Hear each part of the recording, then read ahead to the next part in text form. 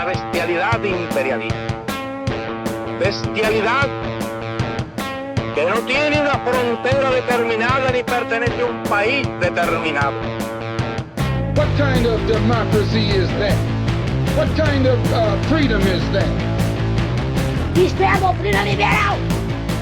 É a doutrina que o mercado e a democracia vão juntos, são inseparáveis. Isto é uma praga.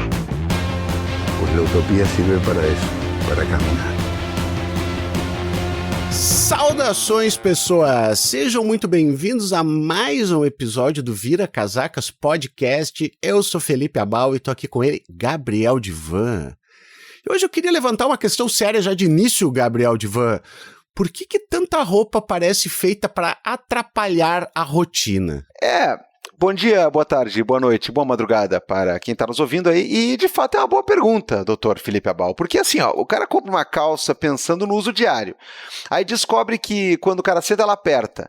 Aí, quando ele anda, ela esquenta. Daí, ela amassa fácil. Aí, no fim, ela acaba servindo para bem menos coisa do que para aquilo que ela prometia. Na vitrine é bonito, né? No modelão, aquele lá com o abdomizão, assim, é bonito, né? Aí vai botar o cara para andar aí, né? Para caminhar, aí complica.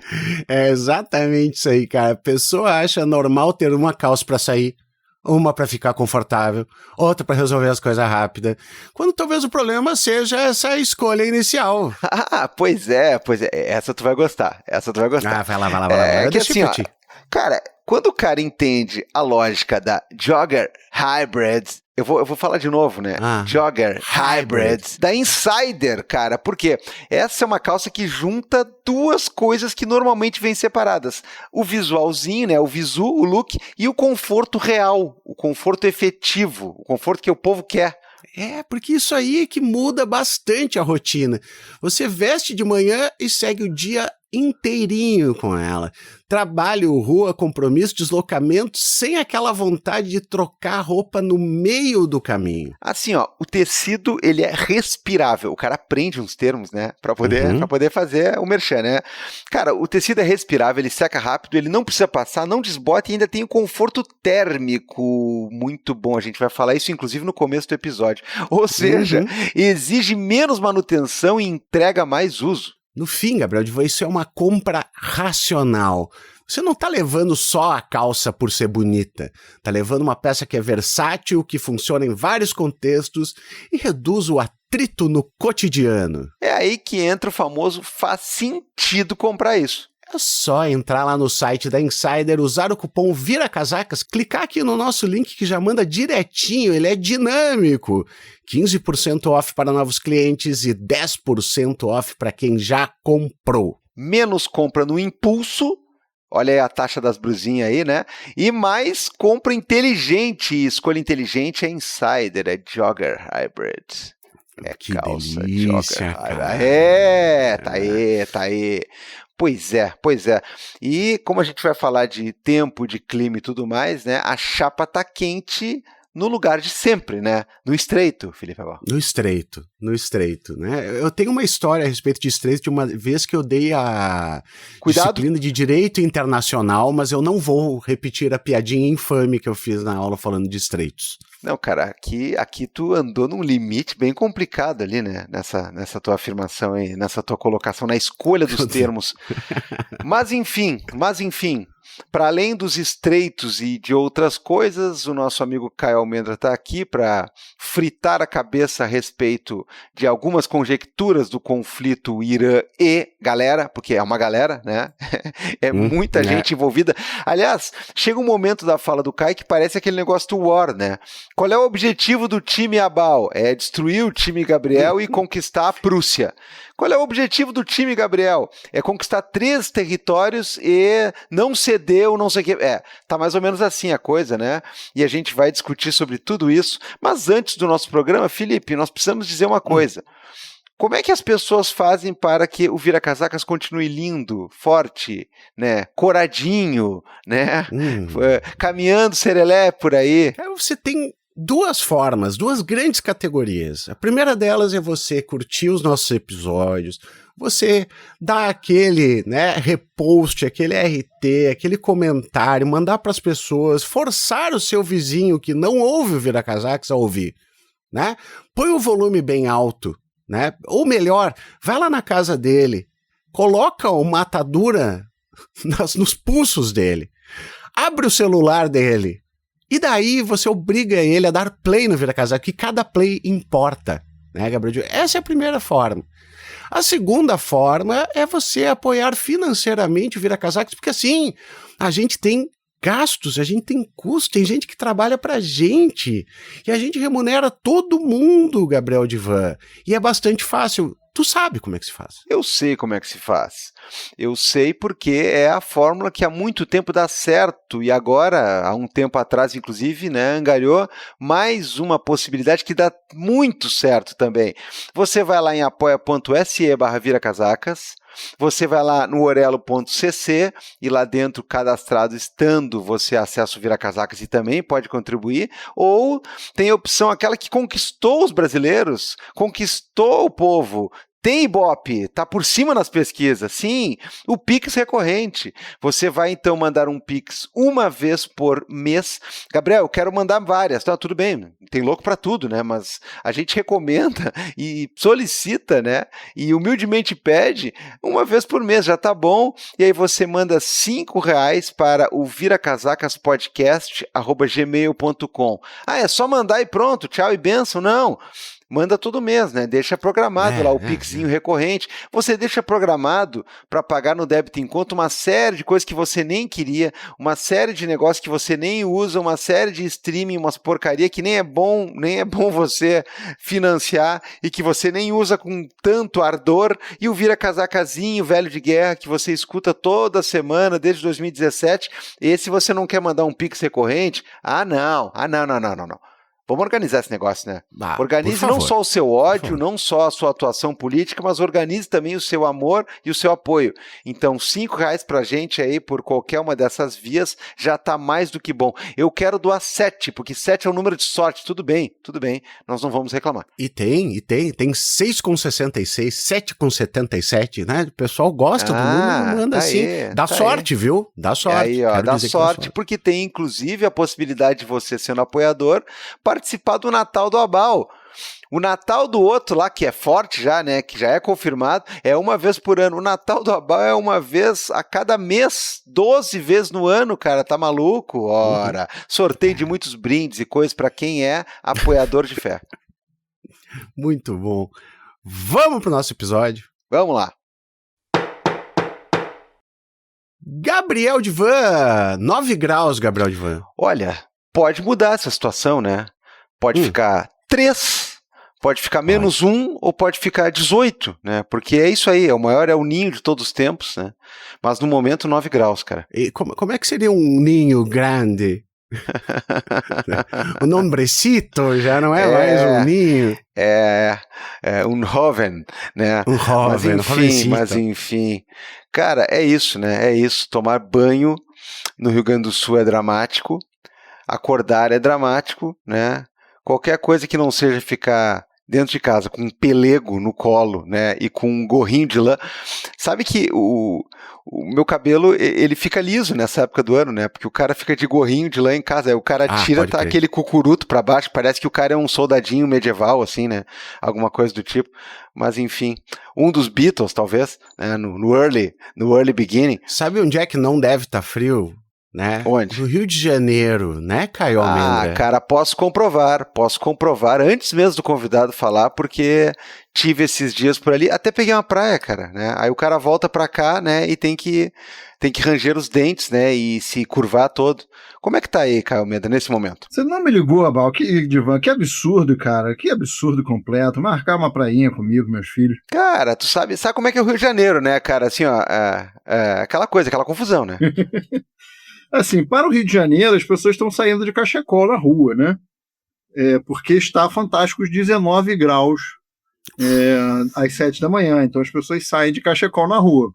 O que significa que está 23, meio-dia, e eu estou suando. Mas o resto do carioca, o carioca típico, está sentindo um frio polar. que vem de dentro da sua alma carioca. Mas, Caio, falando em clima, o cara que sempre puxa aquele gancho assim, né? Então, né, falando em clima, como é que tá o clima no Irã agora, né? Não, né? Falando sério, Caio, assim, ó, quem te acompanha no Blue Sky sabe que tu fica fazendo muita thread a respeito da questão do conflito, da guerra dos Estados Unidos com o Irã, e principalmente colocando coisas que a mídia tradicional, assim, não coloca, eles só ficam naquele negócio, tá, Estreito de Hormuz, tarará. A gente tá gravando antes, né, pessoal? Então, assim, ó, sempre pode acontecer de estar desatualizado no momento que você estiver ouvindo. Mas, Caio, faz um panorama ali pra gente, assim, onde é que a gente sai desse negócio? Não, tudo bem. Deixa eu contar um pouquinho do porquê esses fios e por aí vai. Bom, porque eu não vou contar completamente, que envolve trabalho, não posso ficar falando disso. Mas eu precisava saber um pouquinho quanto tempo ia durar essa guerra, porque ela mexe um pouquinho com o fluxo de mercadorias do mundo inteiro e acaba envolvendo meu trabalho. Essa história eu comecei a fazer algo que a imprensa não fazia, que é ler o outro lado. Fazer um trabalho meio insano de olhar e dizer, olha, a gente tem uma versão dos Estados Unidos, a gente tem uma versão da Europa, a gente tem uma versão ocidental, mas aquelas pessoas do outro lado do mundo também escrevem sobre o que está acontecendo. Elas também são atores racionais, e eu diria, inclusive, que a gente está vendo uma crise de excesso de orientalismo, porque a gente tem um ministro da guerra dos Estados Unidos com tatuagem de cima a baixo, dizendo que ele é supremacista branco vivendo uma cruzada. E toda vez que você vai falar, não, mas a TV iraniana disse isso, as pessoas dizem, não, mas ele não dá para acreditar nele, eles são fundamentalistas. Ao mesmo tempo que uma das características que a gente vai lembrar sobre a Revolução Iraniana, e, portanto, sobre o perfil do público do governante iraniano, da República Islâmica Iraniana, é que foi uma revolução com uma forte presença estudantil, começou liderado pela juventude, depois vivenciou a guerra do Irã-Iraque, então um perfil típico, e depois passou 30 anos com sanções econômicas severas. Então, o perfil típico do iraniano governante, ele acaba sendo um cara que participou das duas coisas. Então, era um militante estudantil contra o Shah, derruba o Shah, tem que defender a revolução contra uma invasão iraquiana. Depois, durante esses 30 anos, ele tirou um PhD em coisas como filosofia ocidental, ou então administração contemporânea, e por aí vai. E foi parar no governo, porque acabou sendo um sistema de seleção muito ligado a quem era do movimento estudantil nessa época, e por aí vai. O que faz a gente ver aquele meme muito engraçadinho, não sei se vocês já viram, de um desses mulas, que na década de 90 foi parar na CNN e ser entrevistado, e ele acabou falando uma frase dizendo Alex Tocqueville, que eu imagino que todos o seu público já tenha lido, então para marcar essa diferença de situação com o governo de boçais que governa os Estados Unidos hoje em dia. Então, quando eu comecei a ler o outro lado ali, eu comecei a perceber que tinha um impasse que não vai se resolver.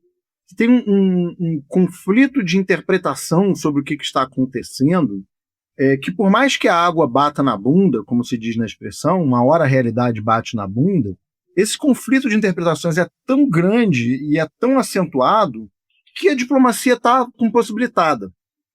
E a gente está vendo uma situação muito curiosa agora, que é esse interregno entre guerras, na minha opinião. Acho que a tendência é você voltar a ter combate. Por quê? Essa diplomacia está inviabilizada. Está inviabilizada porque tem um fenômeno de truelo, existem 3 atores principais, mais um conjunto de atores minoritários. Esses 3 atores principais, apesar de 2 estarem em aliança, aí Estados Unidos e Israel, eles têm interesses distintos, e um terceiro, o outro ator antagonista, tem um conjunto de alianças também, em especial nessa guerra com o Hezbollah, que é um grupo xiita do Líbano, um partido xiita do Líbano que tem um braço armado, para ser mais específico ainda, e por conta desse truelo, eu acho que a diplomacia vai falhar e talvez falhe para sempre. A gente talvez não tenha uma resolução para essa guerra. E aí eu precisava de escrever isso, eu precisava ler o outro lado, por uma questão de trabalho, para entender quanto tempo essa guerra ia durar, e aí, consequentemente, preço, e por aí vai. E eu acabei olhando e percebendo que tem muito valor em virar para as pessoas dizerem, olha só, não só esse conflito existe, como vamos olhar em cada detalhe, em cada coisa que aconteceu, qual foi a versão do que aconteceu pelo New York Times, pelo Washington Post, pela grande imprensa americana, versus qual foi a versão do que aconteceu pelos comunicados oficiais de Hezbollah, Irã, do Ansar Allah, que a gente chama de Houthis, né? E das TVs estatais, dos jornais independentes de lá e por aí vai, e mostrado, tipo, olha, esse mesmo fato aqui está tendo um conflito de contato muito grande. E aí, por isso, eu fiquei escrevendo aqueles fios ali e dei uma parada agora que a guerra deu uma pausa. Deveria ter continuado, mas ficou difícil em termos de tempo. E estou pensando em voltar assim que esse episódio for publicado. Maravilha, Caio. Gabriel Divan, o que tens a dizer? Cara, na verdade eu sou um tremendo de um espectador, né, quando se trata desse conflito, porque, não sei, a gente precisa parar um pouco para pensar e precisa também exercer aquela velha máxima que todo mundo gosta de dizer que é bom fazer, mas ninguém faz, né? O que comprova outra velha máxima do espeto de pau e a casa do ferreiro. A gente tem que escutar às vezes, né, e tentar ler e aprender mais do que sair falando. Eu fico bastante estarrecido com algumas coisas que acontecem, e aí eu queria jogar para o Caio uma discussão que me parece interessante a respeito disso tudo, que é, bem, a gente já falou várias vezes no Vira Casacas, inclusive, sobre aquela questão de que há uma dúvida que paira do ar, né? Se é um espírito do nosso tempo, se é um alarmismo da nossa época, se é a gente achando que conosco é pior, ou se de fato já houve alguma coisa em termos de precedentes ou semelhanças naquilo que está acontecendo, principalmente no que vem desde a forma como os Estados Unidos negocia, ou parece querer, ou finge negociar a questão do conflito e tudo mais. Por quê? Na semana passada a gente viu, mais uma vez, Donald Trump utiliza a sua graphic, né, design passion para publicar uma foto com uma Venezuela pintada com a bandeira deles, dizendo que aquele lá é o 51º estado. Na outra semana conversamos com a Priscila no Canadá e isso também foi alvo da brincadeira, porque ele também falou que o Canadá poderia ser o 51º estado, assim como ele tinha falado da Groenlândia esses tempos. A gente tem um dado momento que botar a realidade na mesa e dizer que, de fato, já tivemos muitos malucos, muitos maníacos, muita gente perversa por aí, mas se trata, talvez, da coisa mais extravagante e mais sem qualquer tipo de paridade ou de similaridade que a gente já viu. E aí eu, justamente, né, implico o Caio aqui, porque ele gosta muito de comentar não só ao outro lado, no sentido da imprensa e tudo mais, mas de fazer uma espécie de apanhado, né, desse tipo de manifestação no Donald Trump. E esses dias eu vi que tu repostou, Caio, aquela coisa dele fazendo umas montagens com um raio laser num avião, uma bombinha não sei onde, tudo mais. E, cara, é uma coisa impressionante porque há muito tempo a gente vê essa metáfora, né? Enquanto os senhores brincam de guerra, o pessoal lá embaixo está tomando bomba na cabeça, está passando fome, está morrendo, está matando. Essa coisa de os senhores brincarem, né? Isso é uma espécie de padrão já no que diz respeito à forma como se critica, né, a guerra, como se critica esses grandes interesses que não descem lá para a área de combate, que deixam um rastro de destruição por trás deles mesmos. Agora, estamos falando de uma coisa literal, né? Nós temos um presidente que está brincando. O cara está brincando de montagenzinha, está brincando. Eu não duvido que ele não tenha algum aviãozinho, né, na frente da lareira. Ele faz assim, tchu, tchu, tchu. Cara, é uma coisa impressionante, cara. E o destino de boa parte, né, não só do comércio mundial inteiro, como de um número de vidas absolutamente surreal em termos de contagem, está nas mãos desse tipo de gente. Está nas mãos de um cara que todo dia ele fala, ó, eles estão com medo, hein? Tipo, cara, parece um clickbait, né? Parece um dos piores caras tentando ser influenciador e farmar likes e coisa parecida da face da Terra, mas no caso é o presidente dos Estados Unidos, e no caso é alguém que tem um bom número ainda, por mais que a popularidade dele venha caindo entre o eleitorado, ele tem um bom número de fiéis escudeiros no que diz respeito tanto ao governo, né? A gente já lembrou desses caras aí que são supremacistas com orgulho, o outro é antivacina com orgulho, o outro é alguém que defende o Deus Vult e a civilização ocidental com orgulho, e nós temos um militarismo que precisa se alimentar disso aí volta e meia. Então o cenário é completamente catastrófico, né, cara? Porque uma coisa é uma imprensa que você acusa de ser chapa branca ou de ser governista ou coisa parecida. Outra é simplesmente a Casa Branca repostando postzinho irônico, por sua vez, da própria conta oficial do presidente da República, e isso é uma forma de governar os Estados Unidos que se agudizou, porque no primeiro mandato dele ele também fazia isso, né? Ele não usava a conta do POTUS, né, do President of the United States, ele usava a conta Donald Trump, que depois foi suspensa e depois voltou. Agora ele usa a conta Donald Trump e aí a conta da Casa Branca reposta. E aí vai desde meme do super-homem com a cabeça dele, com o cabeção laranja dele, até essas coisas aí de bombardeio, estamos ganhando, ele faz montagens toscas, dignas de calo Bolsonaro. Cara, é um negócio assim, ó, que me deixa abismado, cara, me deixa abismado mesmo.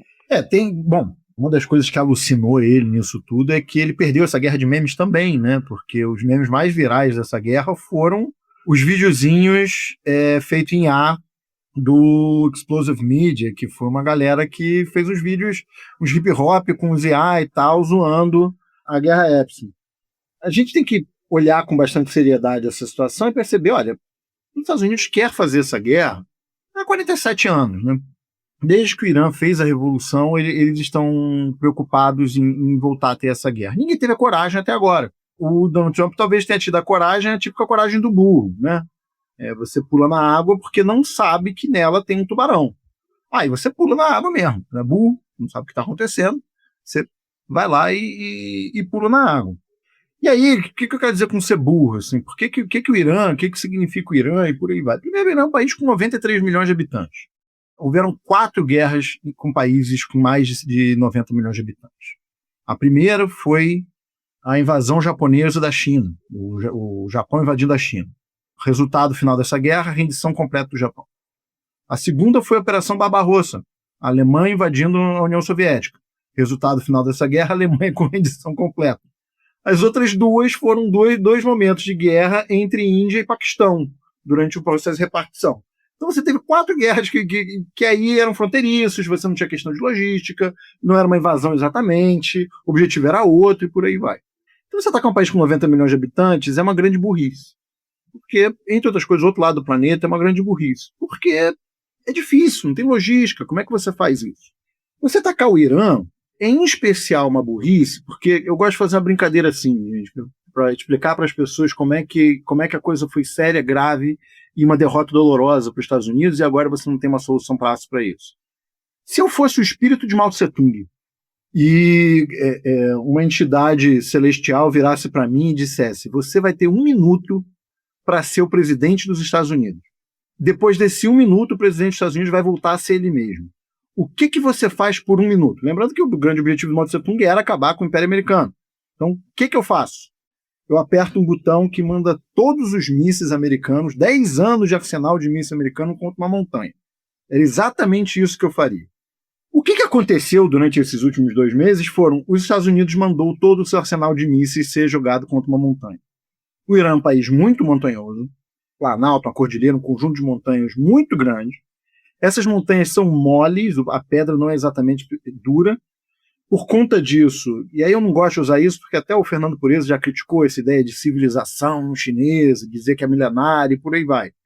Mas do ponto de vista de engenharia, o ser humano escava casas na pedra do Irã até a Turquia há 5 mil anos. Há 5 mil anos atrás, você tinha as primeiras pessoas que olharam e disseram: onde é que eu vou morar? Eu vou cavar essa pedra aqui, porque essa pedra é mole, e vou fazer minha casa ali dentro. Na região até hoje existem coisas belíssimas, né, patrimônios culturais longuíssimos, que são justamente gente escavando na pedra. O Irã, depois da guerra Irã-Iraque, que foi muito custosa para o Irã, morreram muitas pessoas, foi uma invenção dos Estados Unidos, convencendo Saddam Hussein a invadir o Irã, com o objetivo de destruir os dois, com o objetivo tanto do país apoiado quanto do país atacado perderem tanto espaço que o filho predileto dos Estados Unidos na região, Israel, ficasse em ascensão, conseguisse resolver parte dos seus problemas, parte de suas competições. O Irã se preparou para essa guerra da seguinte forma: cavando na terra, e criando um conjunto muito grande de cidades de mísseis, que eles chamam, que nada mais é do que estruturas subterrâneas gigantescas, onde você tem comida para muitos e muitos meses, você tem mísseis para muitos e muitos meses, e você tem múltiplas saídas. Você tem logística interna. É uma espécie de linha Maginot contemporânea. O objetivo, no final das contas, era, olha, se a gente for atacado, um míssil acertando uma montanha como essa é simplesmente desperdiçado. A montanha dispersa energia, não desmorona lá embaixo. Se desmoronar alguma coisa, a gente tem equipamento para cavar fora aqui. E todo o pensamento do Irã sobre o assunto foi como é que eu faço viver como um tatu aqui dentro mais danoso possível aos Estados Unidos e Israel, caso eles me invadam. E o mais danoso possível foi, eles inventaram mísseis que conseguem ser colocados no ar em 12 minutos. Ou seja, você consegue carregar esse míssil até uma porta, acender ele está voando em 12 minutos. Por que 12 minutos? Porque 12 minutos é menos do que o tempo de resposta de um avião americano.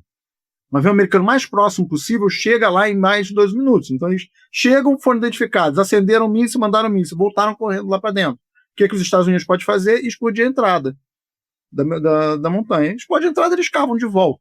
Nisso, ainda por cima, a China inventou uns decoys, né, uns chamarizes, que nada mais são do que uns balões em forma de lançador de míssil.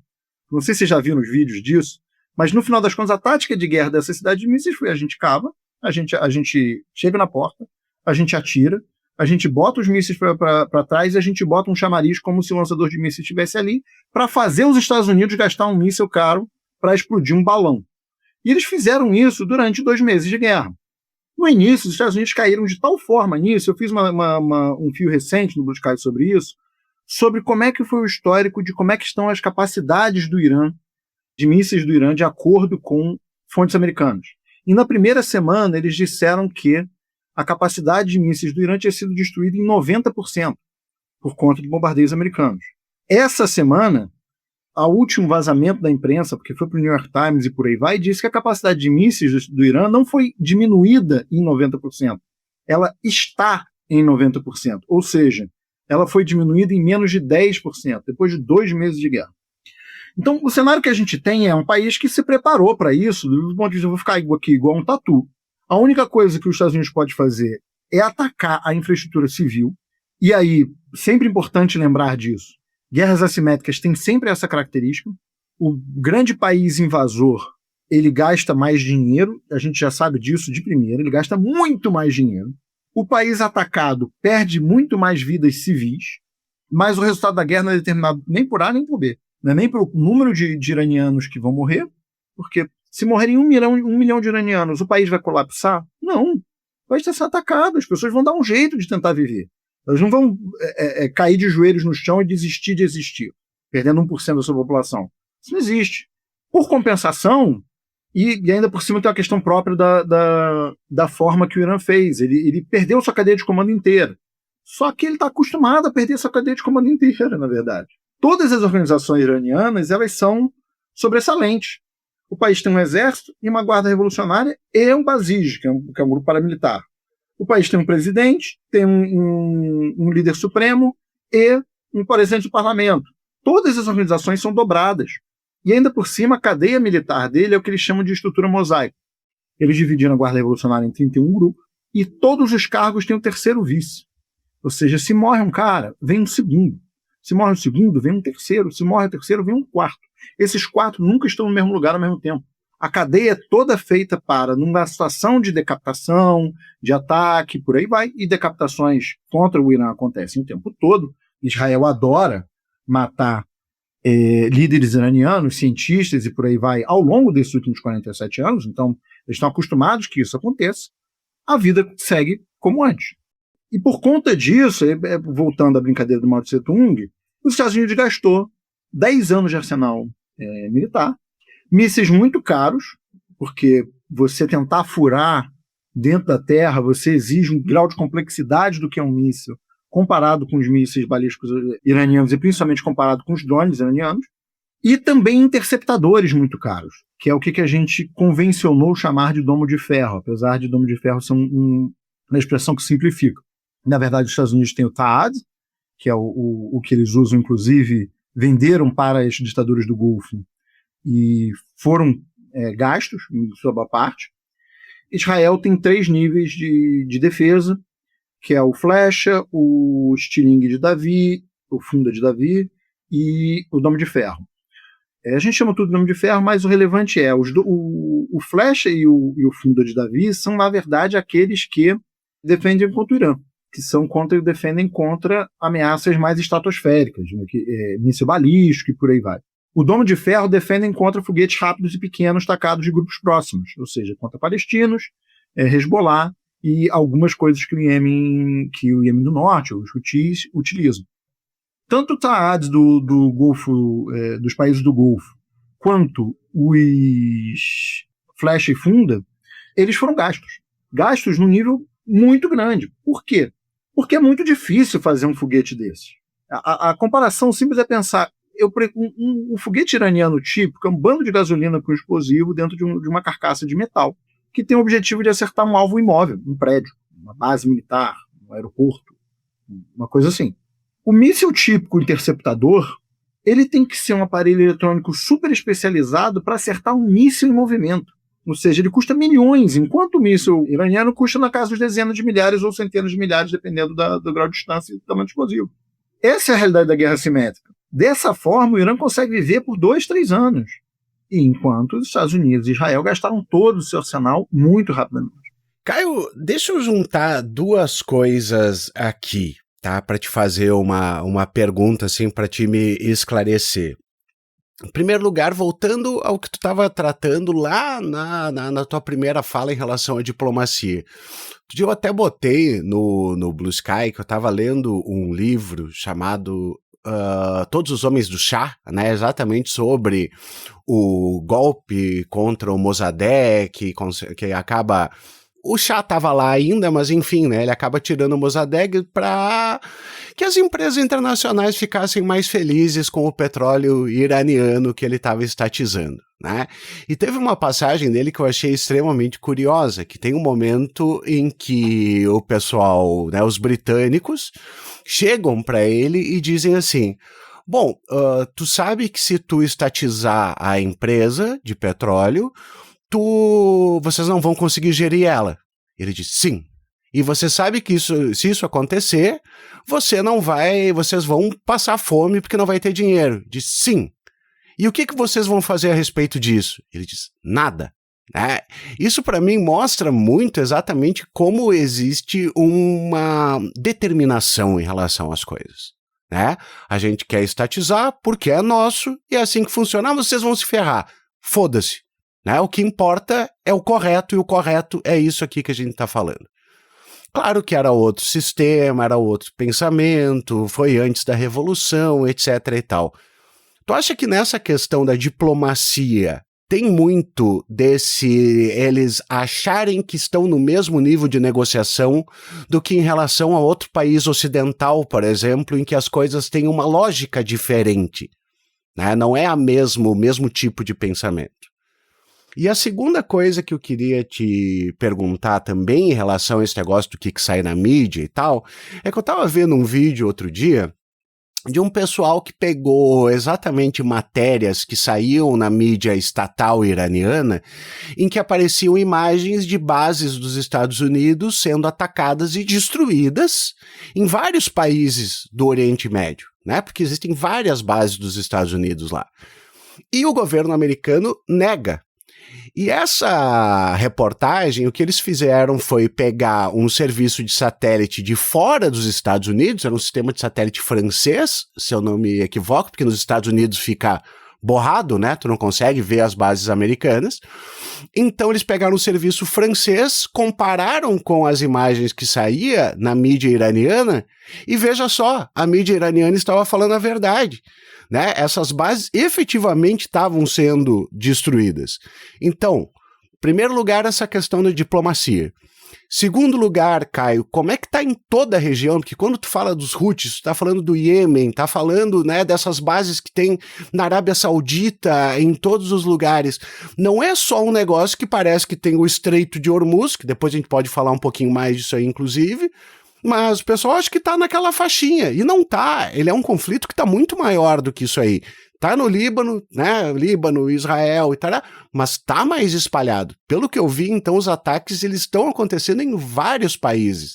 Não é só nesses que a gente ouve na Globo News, não. Sim. Bom, eu acho que a gente pode aproveitar esse momento para fazer um It's Time e descrever quais são os lados dessa guerra, né? Tem que ter uma vírgula, né?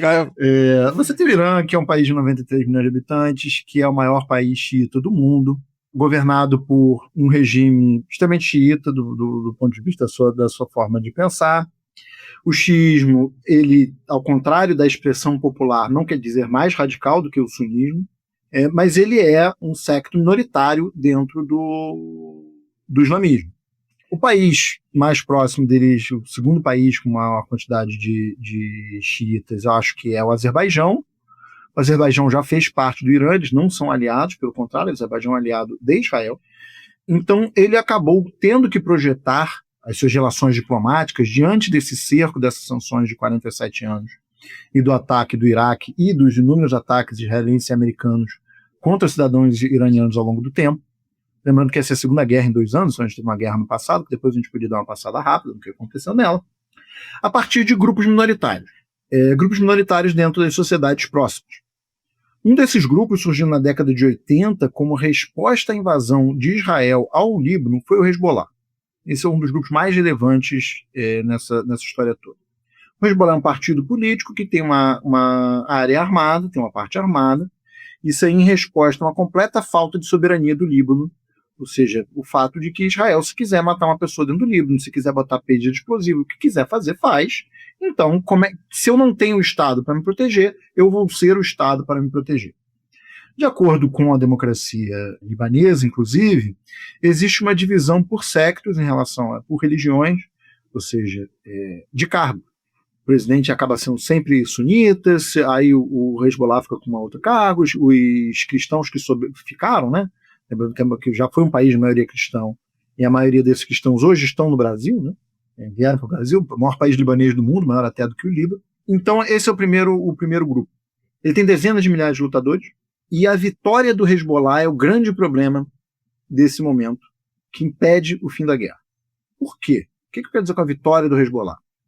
O Hezbollah conseguiu fazer até 80, até 100 operações por dia, no qual ele bombardeou o norte de Israel, o aeroporto de Ben Gurion, que é o único aeroporto de Israel na prática, civil, diversos ataques de várias cidades no norte, ao porto de Haifa, a única refinaria praticamente de Israel inteira. Israel tem um sistema, ao contrário do Irã, que fez questão de ter... Eu tenho 2 coisas porque vão destruir um dos 2.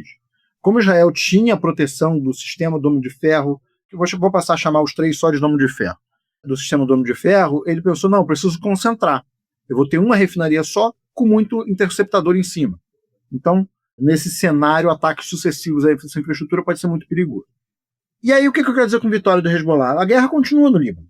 Israel invadiu e disse que invadiu até o rio Litani, e invadiu o dobro do rio Litani. E todo dia tem vídeo que o Hezbollah publica das tropas invasoras israelenses sendo acertados por drones, um drone tipo FPV, um drone que eu chamo de pipa, porque é um drone desses de filmagem, só que um pouquinho mais pesado, carrega uma bomba, e ele, para ninguém conseguir utilizar interferência eletrônica, rádio, etc., para evitar que o drone vá, ele é conectado na sua base com um cabo de fibra ótica, e aí, a partir disso, ele é controlado como se fosse um videogamezinho, você vê o videozinho acertando a pessoa, as pessoas pulando, indo embora. Essa é uma tecnologia que foi muito utilizada na guerra da Ucrânia. O que na prática significa o seguinte: Israel invadiu o sul do Líbano e expulsou 1 milhão de pessoas de suas casas. Você pode ter o sectarismo que você quiser entre sunitas e xiitas. Para uma população, uma parte significativa da população do Líbano, o Hezbollah é a única pessoa que defendeu a casa dessas pessoas. Se o Irã tiver uma vitória econômica no acordo, lembrando que o grande objetivo do Irã é o levantamento das sanções, o Hezbollah vai ter a situação de ter um recrutamento muito fácil. Vai ser muito fácil você juntar soldados do Hezbollah, considerando que 1 milhão de pessoas perderam sua casa, e os únicos soldados que estão defendendo a região não é o exército libanês, é o Hezbollah. Vai ser muito fácil bater na porta de alguém, você não quer entrar no Hezbollah e convencer um jovem órfão qualquer a entrar no Hezbollah, com a chegada de mais armas. Se o Irã ficar bem, as sanções foram levantadas e por aí vai, esses drones de $7 mil cada um que eles fazem, o Hezbollah poderá contratar muita gente com armas muito baratas e uma tática que venceu significativamente no sul do Líbano e no norte de Israel. Então, esse é o agente número 1. O agente número 2 é o Ansarallah. Ele quase não participou da guerra, mas ele foi um dos mais ativos combatentes contra o genocídio em Gaza. O Iêmen é um dos países mais pobres do mundo. Ele é dividido numa guerra civil. Os países do Golfo defendem o governo do sul do Iêmen, na prática. O Ansarallah, a família Houthi, lidera um movimento xiita que controla o norte do Iêmen. Eles têm em especial uma capacidade de marinha, e aí vale um comentáriozinho a mais sobre isso daqui a pouco.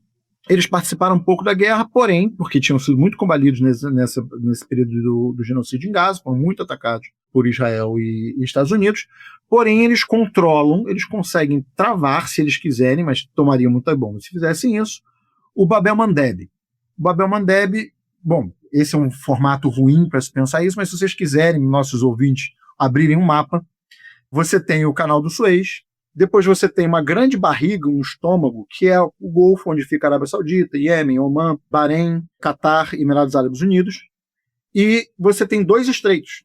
Um estreito que liga o Golfo, que trava o Golfo com a Somália, esse aí é o Bab el-Mandeb, onde os Houthis podem fechar, e aí na prática ele fecha o Canal do Suez, e o Estreito de Hormuz do outro lado, que liga o Omã ao Irã. São 2 pontos muito fáceis de serem fechados por qualquer força militar que queira. Porque você consegue colocar meia dúzia de minas, fica muito apertado, você tem um problema de navegação quando não tem guerra, então os Houthis têm esse ponto. O terceiro grupo que o Irã se projeta é a resistência islâmica no Iraque. O Iraque é um país de maioria xiita, o Iraque tinha um governo secular com o Saddam Hussein, inclusive com cristãos no governo. Com a derrota do Saddam Hussein para a guerra do Iraque, tudo ficou muito bem, se resolveu no sentido de não ter mais um governo aqui, não ter mais uma potência aqui para pentelhar Israel. Verdade. Mas, por compensação, o que você tem é uma maioria xiita cada vez mais tentando expulsar os Estados Unidos.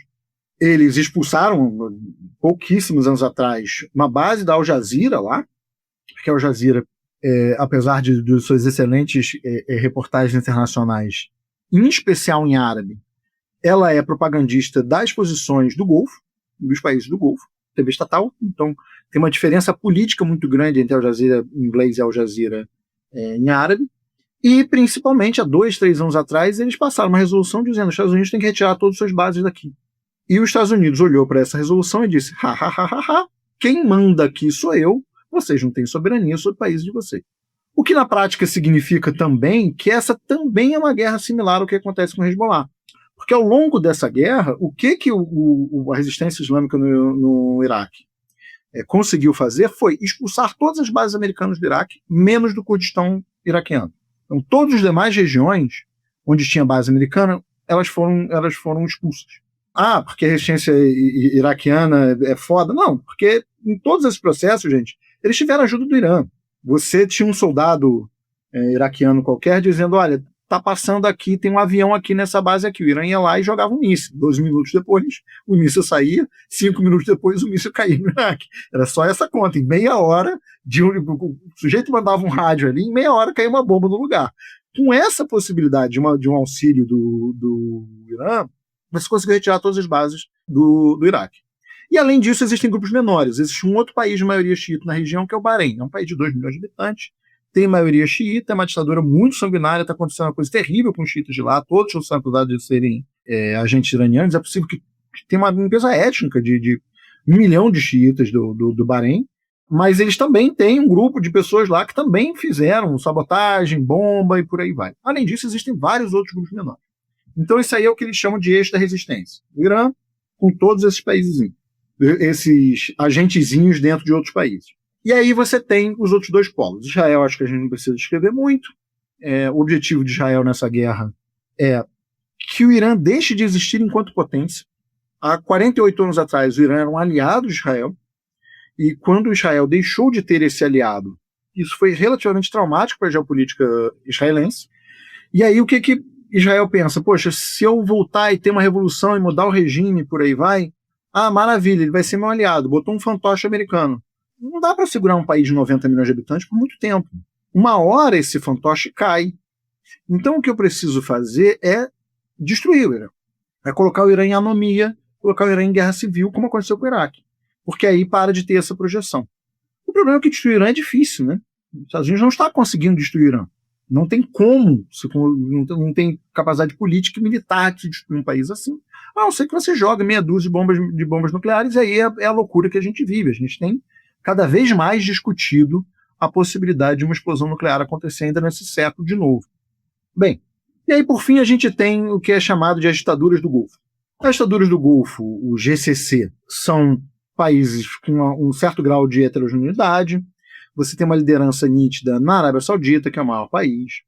Você tem uma riqueza muito grande, mas ao mesmo tempo uma certeza histórica de que aquela região passa por um problema existencial, que é uma região populosa demais para a água que cai na região, é uma região populosa demais para a quantidade de comida que é produzida na região. Então é uma região que precisa de influxo de dinheiro, e esse influxo de dinheiro vai acabar quando o petróleo acabar. Então todas elas pensaram em modelos diferentes de se desenvolver.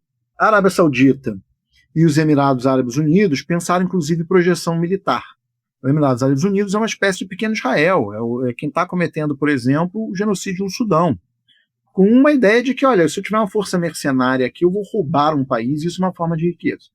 E você tem países com modelos diferentes. O Catar pensa-se um pouco mais como uma Suíça, vou manter uma neutralidade, uma capacidade diplomática e por aí vai. Muitos investindo em turismo de negócios, e isso morreu de um dia para o outro. Essa guerra acabou com... foi uma brincadeira que se fez muito na internet, que você pode matar um militante do Hamas, mas você não pode matar a ideia Hamas. E aí isso durou por 2 anos e meio, com centenas de milhares de mortos em Gaza. Por compensação, a ideia de Dubai está morta. Ninguém mais vai curtir Dubai, ninguém mais vai fazer isso. O mercado imobiliário de Dubai implodiu. E esses países têm, ao mesmo tempo que um sectarismo grande com o Irã, eles têm uma questão política interna muito complicada. Eles querem há bastante tempo fazer uma reaproximação com Israel, o Catar é uma exceção, o Oman é uma exceção, mas ainda assim, mesmo dentro desses grupos, uma boa parte deles quer fazer uma aproximação com Israel. Isso era chamado de os Acordos de Abraão. Por compensação, a população local odeia essa ideia. Uma parte significativa da população local entende essa ideia como um apoio ao genocídio palestino. Enquanto o Ocidente tem uma dificuldade de ver palestino como gente, quanto mais próximo você é da população palestina, mais próximo eles são de gente para você. Então, morando muito próximo da região, tendo a mesma religião, muitas vezes os mesmos antepassados. Tem gente com o mesmo sobrenome, gente. As pessoas migravam daquela região quando era tudo Império Turco Otomano há 100 anos atrás. As pessoas tinham o mesmo bisavô. Então, essa reaproximação é vista como muito problemática internamente. Eles não querem assumir essa reaproximação. Quando os Acordos de Abraão começaram a ser publicizados, a partir muito da influência de um tal de Jared Kushner, que é genro do Trump, melhor amigo do Mohammed bin Salman, o líder da Arábia Saudita, o líder de fato da Arábia Saudita. E, como o pessoal do Dropsite News adora dizer, quando era criança, quando Netanyahu ia para os Estados Unidos, ele dormia na cama do Jared Kushner. O Jared Kushner era mandado para o quarto de hóspedes para o Netanyahu ficar no quarto dele. Então, a partir dessa proximidade, se deu essa ideia de fazer esse acordo. Quando o acordo estava quase chegando a ser celebrado, publicizado, não sei o quê, o Hamas ficou sabendo e fez o que a gente chama de 7 de outubro, a tempestade Al-Aqsa. Ou seja, eles fizeram uma forma de ação anticolonial muito brutal e violenta que impediu a existência desse acordo. E aí desencadeou tudo que a gente está vivendo até esse momento da guerra. Bom, eu acho que eu expliquei todos os fatores. Deixa eu responder agora a você sobre diplomacia. A gente tem um truelo. O Irã e o Hezbollah tem uma relação muito, tem uma ideia muito comum do que eles vão fazer. A paz passa pela paz no Líbano, porque o Irã não vai abandonar o Hezbollah nessa história. Se o Irã der uma de Mário e jogar o Yoshi no abismo para passar pelo buraco, ele perde projeção não só com o Hezbollah, mas com todos esses grupos. O que significa que ele talvez perca o Iraque. Existe uma possibilidade real de Irã e Iraque se tornarem aliados próximos daqui a muito pouco tempo. É um final possível dessa guerra. Haver uma união real entre Irã e Iraque na próxima década. Então, o Irã não vai abandonar o Hezbollah. Eu digo isso como gente que acompanhou míssil a míssil, assim, operação a operação, que o Hezbollah resolvia que ia atacar uma invasão israelense com 10 pessoas, e o Irã gastava míssil de $1 milhão atacando essas 10 pessoas para evitar que soldado da Hezbollah morresse. Então, alguém que faz isso, um país que faz isso, que tem esse grau de aliança, esse grau de proximidade, não vai jogar esses aliados fora. Então, essa é a primeira questão. Do outro lado, você tem Israel, que não pode dar uma vitória para o Hezbollah, como eu disse, que provavelmente vai estar acontecendo. Por quê? Se o Hezbollah crescer, vira um problema existencial. Eu acho que as pessoas críticas da resistência palestina, às vezes, desmerece essa frase, uma questão existencial para Israel. Eu acho que Israel pode acabar de existir, gente, pode deixar de existir. Então, haver um grupo militante, armado, próximo, que fique pentelhando o tempo todo, que faça o judeu de dupla nacionalidade virar e dizer, eu não quero ir para Israel, vou ficar tomando bomba do Hezbollah, vou ter que ficar 7, 8 vezes, 10 vezes por dia indo para um bunker, porque o Hezbollah fica me mandando drone, não quero mais isso. Enfim, então Israel quer que o Hezbollah seja punido. Já é um entrave completo. Quem poderia virar para Israel e dizer, então tá bom, então acabou, cala a boca, era os Estados Unidos. E não está claro que o governo Trump vai conseguir peitar o Israel por essa razão. Não está claro por questões de corrupção, não está claro por questões de arquivo Epstein, não está claro por questões políticas. Eu vou parecer um derrotado, porque se Israel for derrotado, você é um derrotado também. Como é que fica a minha política dali para frente? Como é que ficam meus financiadores e por aí vai? A questão interna americana em relação ao apoio israelense ainda é muito intensa, ainda está em transformação. Israel acabou de se tornar um país impopular, muito impopular, hoje é mais impopular do que a Coreia do Norte, nos Estados Unidos. Então é esse o troelo possível. Os Estados Unidos quer acabar essa guerra. Trump quer acabar com essa guerra. Ele quer que o petróleo baixe, porque senão ele vai tomar uma lavada nas eleições de novembro. Se ele tomar uma lavada nas eleições de novembro, é possível que ele seja empechado, até preso por corrupção. O Irã já percebeu que existe dentro dos Estados Unidos tanto uma esquerda quanto uma direita antisionista crescente. Então, se durar até novembro, pode ser para ele. Vamos impor essa derrota política ao Trump. E o Trump deveria estar negociando, entregando mundos e fundos. E ele está, eu não posso aceitar uma paz, porque a paz envolve eu entregar o Estreito de Hormuz, cobrança de pedágio sobre o Estreito de Hormuz, são $80 bilhões por ano que o Irã quer com isso. Se isso acontecer, todo mundo, menos os Estados Unidos, menos o Brasil, país autossuficiente de petróleo, vão pagar a conta da guerra dos Estados Unidos. Mas para o mundo tudo bem, melhor do que ficar sem petróleo nenhum, né? Está uma situação muito complicada daqui nas próximas semanas sobre isso. E, no final das contas, o problema é esse: 80 milhões vão para o Irã para reconstruir suas pontes, para comprar míssil de novo, para mandar míssil para o Hezbollah, para mandar míssil para a resistência iraquiana e por aí vai. Então esse impasse, ele me parece muito existencial para todo mundo. Ele não tem uma solução possível para todo mundo. Tanto que a gente está nesse interregno prolongado, só tem guerra no sul do Líbano, você não tem guerra no Irã em si, o Estreito de Hormuz está fechado para os dois lados, os Estados Unidos fica tentando atacar o Estreito de Hormuz e fica tomando porrada, né? A gente pode até discutir a parte naval, ainda não falei, só falei de míssil. Depois a gente tem que falar a parte naval também, que é uma historinha boa. E aí você fica nesse impasse, porque esses três atores não vão conseguir chegar numa resposta em comum para isso. Muito bem, que panorama, Gabriel Divan. Pois é, eu me interesso em saber como do lado do Irã, ou como no lado, né, de quem está tentando ler a questão. É difícil, né? É difícil até usar esse termo em qualquer contexto, nesse mais ainda, mas quem está tentando reportar as coisas com isenção, porque quando saiu o primeiro acordo, ou a primeira tentativa de acordo, eu me lembro que foi amplamente divulgado que o pessoal do comando do governo do Irã, né, então o novo Ayatollah, aparece numa comunicação ao público para dizer que o acordo foi um sucesso, as bases são A, B, C e D, e eles não nos proibiram de enriquecer urânio. Enquanto que os Estados Unidos falou, olha, contanto que eles não enriqueçam urânio, a gente aceita as bases e tudo mais, né? E aí ficou aquela coisa do tipo, olha, o acordo foi muito bom para nós, tá aqui, ó, tá divulgado. E aí você divulga basicamente a coisa do jeito que você bem entende. Agora, tem uma outra questão aqui que me parece que o planeta inteiro notou, e eu confesso para vocês que eu tive uma dificuldade, quando eu li, né, e eu vi a respeito, eu fiquei pensando, onde é que está o truque? Onde está o truque? Porque divulgam depois uma nova tentativa de arranjo onde, olha, eu não quero parecer muito espalhafatoso ao dizer isso, né, mas me parece muito mais com uma rendição dos Estados Unidos do que com qualquer outra coisa, porque basicamente o Irã seguiria nessa modalidade de arranjo controlando o estreito, dessa vez cobrando para o acesso ao estreito, cobrando uma espécie de pedágio, e as coisas continuavam mais ou menos assim, ia haver um cessar-fogo, que a gente já sabe, né, que Israel, como de praxe, não respeitou, mas, de certa maneira, aconteceu uma série de premissas ali que estavam muito mais alinhadas com o que seria uma vitória inegável do Irã numa negociação, em que pese falar de vitória em negociação é sempre uma coisa meio engraçada, né?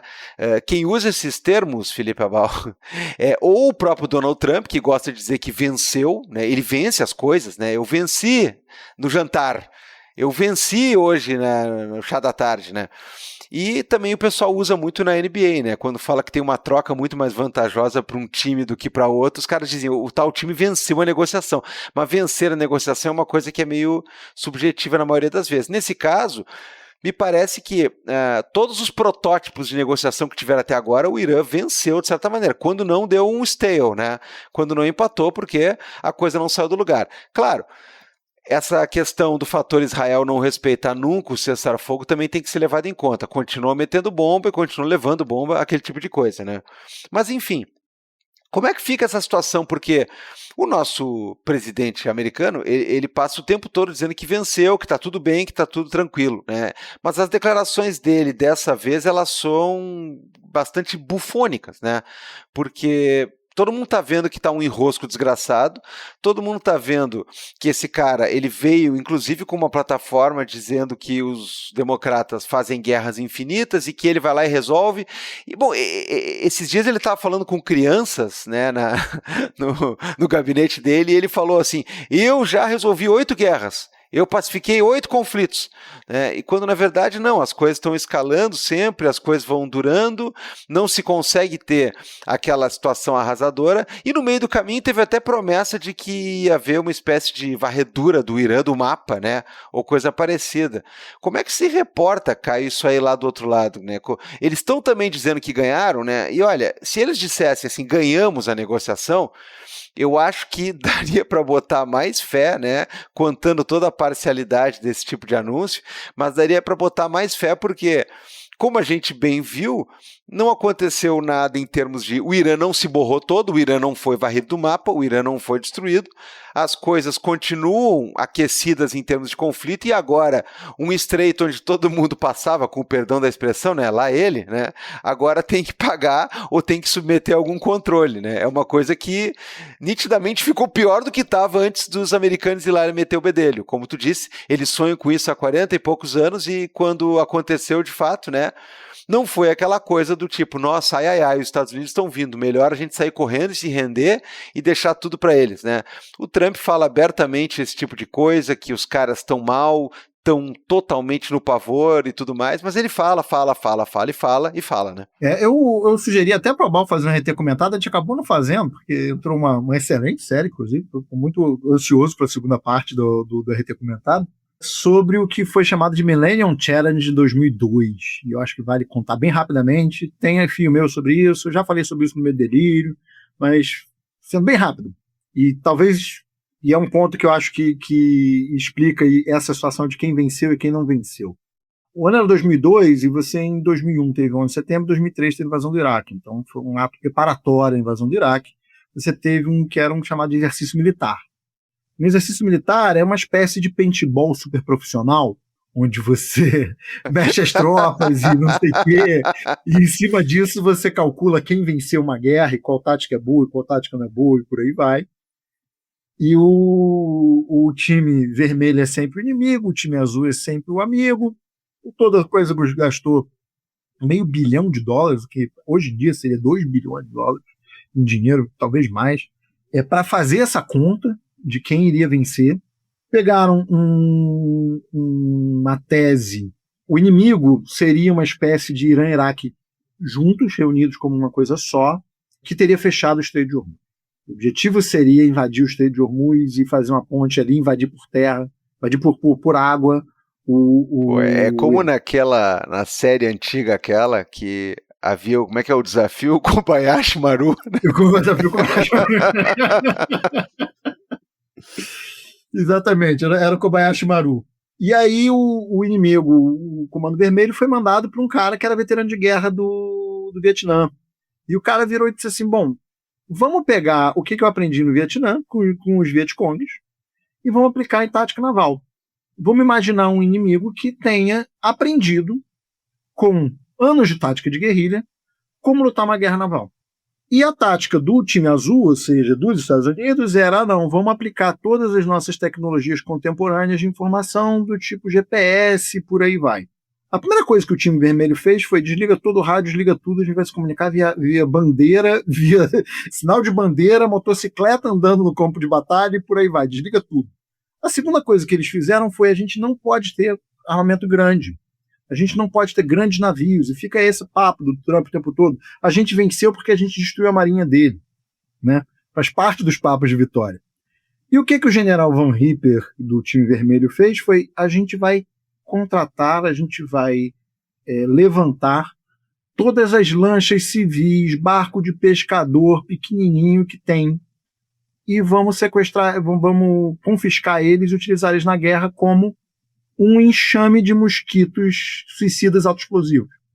E, enfim, fizeram a simulação. No primeiro dia, o time azul dos Estados Unidos perdeu um porta-aviões e mais 16 navios. E aí, o que fizeram foi, vamos cancelar a simulação, vamos recomeçar e vamos mandar o time vermelho parar com essas táticas malucas que ninguém do outro lado, esses burros, esses parvos, nunca fariam igual. Só um general americano poderia pensar nisso, você está sendo criativo demais para esse bando de sei lá o que vive no Oriente Médio, nunca faria isso. Essa merda tá na internet, gente. E o Irã olhou e leu essa coisa. O que o Irã na prática fez foi, eu não preciso sequestrar de ninguém, eu vou comprar um bando de lancha, eu vou enterrar essas lanchas e vão ter saídas subterrâneas dessas lanchas para o mar. Qualquer coisa que tenta invadir o Estreito de Hormuz, eles vão com esse enxame de lanchas, mais drone naval, que é uma invenção nova, que aí torna essa tática ainda mais forte, e impedem os navios de seguir. E essa é a cenazinha que o Trump disse, não, pois os barcos rápidos estão nos sacaneando, o que a gente faz? A gente bota um filmezinho, uma imagem de drone destruindo os barcos rápidos e dos nossos lasers destruindo os drones dos caras. Isso foi a derrota. Foi um não aprendizado, não tem como abrir o Estreito de Hormuz, mas ponto. O poderio americano inteiro não consegue abrir o Estreito de Hormuz. E o Estreito de Hormuz é por onde passa 20% do petróleo do mundo. E aí, pensando do ponto de vista de um império, a gente não chama a moeda de petrodólar à toa. A moeda americana, quando perdeu o lastro do ouro, ou seja, quando se sedimentou o fim da era do ouro e começou o início da era se consolidou que a era do petróleo tinha chegado, o Império Americano existe porque ele controla e ele permite a possibilidade da logística mundial de mercadorias. E ele faz isso garantindo que todos os países do mundo possam comprar com a sua moeda, com dólar, petróleo, que garante o quê? A energia para mexer os caminhões, a energia para o mundo circular. É isso que a gente chama do petroimpério americano, é isso que é o petrodólar.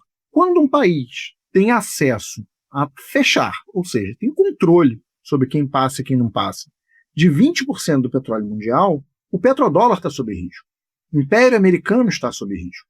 Os Estados Unidos fala uma coisa muito engraçada, e tem muito liberal que faz uma parada muito boba, assim, tipo, não, a Venezuela não. O petróleo venezuelano não vale a pena, porque ele é muito caro de se refinar. Meu filho, o que importa ao Império não é o produto. Portugal não veio ao Brasil para consumir o pau-brasil. Tinha uma população de 5 milhões de habitantes, gente. 10 milhões, talvez. Ele não consumia tanto pau-brasil quanto ele tirou daqui. Não consumia tanto café quanto ele tirou daqui. O país era um império porque ele controlava o café que vinha daqui e ia para lá. O país dominava a China e o Japão porque ele controlava a seda que ia da China e ia para o Japão e, em troca, ficava com a prata japonesa. Então, o controle do Estreito de Hormuz é uma vitória do ponto de vista geopolítico tão grande, porque ela é um ataque ao império, quando daqui a poucas semanas, em junho, teoricamente, acaba a querosene de aviação da Europa. A Amazon europeia vai falir, porque não passa só turismo de negócios, todas as mercadorias que vêm dos Estados Unidos, todo o controle americano sobre a logística mundial, que é o sentido, a coluna dorsal do Império Americano, passa pelo controle da existência do petróleo. Perder 20% disso é muito sério. Então daí a gente pode dizer, não, é uma derrota. E você vai ter que negociar, e você vai ter que negociar com perdas. Só que o Irã, cara, eles não galhofam. Se você lê os comunicados dele, eles falam assim, nossos nobres mujahidins, blá blá blá, eles venceram a batalha, continuam lutando, não sei o que, blá blá blá. Aquele explosive media com os negócios de Lego, se você reparar, eles dizem, vocês perderam essa guerra, vocês se rebelem contra o Trump e a coisa é, senão vocês vão passar fome. Não vira e diz assim, nós somos foda, não sei o quê. O que eles falam do ponto de vista prático e direto, nós estamos sendo atacados há 47 anos. Ser físico nuclear no Irã é risco de vida. Eles matam os nossos caras, eles matam os nossos líderes. O Soleimani, por exemplo, que o Trump matou no negócio, ele era um fascino, não sei o quê. Eu acho que ele era um fascino. Na Síria também foi um fascino. Mas ele era um aliado americano. Ele passou anos lutando contra a Al-Qaeda, lado a lado com os Estados Unidos, ajudando os Estados Unidos a matar parte das merdas que os Estados Unidos liberaram quando invadiram o Iraque. Então, o que o Irã pede, no final das contas, não é um absurdo eles estarem atacando o GCC, mas, ao mesmo tempo, é muito racional. Você tem um país que é regularmente atacado, seus líderes são mortos, explodidos. Você não tem essa soberania, essa coisa que acontece na Líbia, no Iraque. Os Estados Unidos montam uma base aqui, passam um avião ali, mata quem quer, para definir minha política interna e por aí vai. O Irã disse, eu não quero mais. Eu quero garantir que isso não aconteça mais. Refino de urânio para fins militares, primeiro, aquele detalhe muito engraçado, existe uma fatwa, um édito religioso do Supremo Líder Khamenei pai, dizendo que o Khomeini, o revolucionário lá atrás da década de 80, tinha dito que armas de destruição em massa são haram, são pecado, porque acertam inocentes, o Alcorão é contra. O Khamenei especificou com uma fatwa dizendo armas nucleares são pecado. O filho aparentemente está ratificando essa mesma coisa. Ainda assim, eles fazem esse enriquecimento a 20%, para fazer uma bomba sem que ter enriquecer a 80%, 90%, faz esse enriquecimento a 20% para pressionar. Olha, a gente pode fazer. Abre as sanções.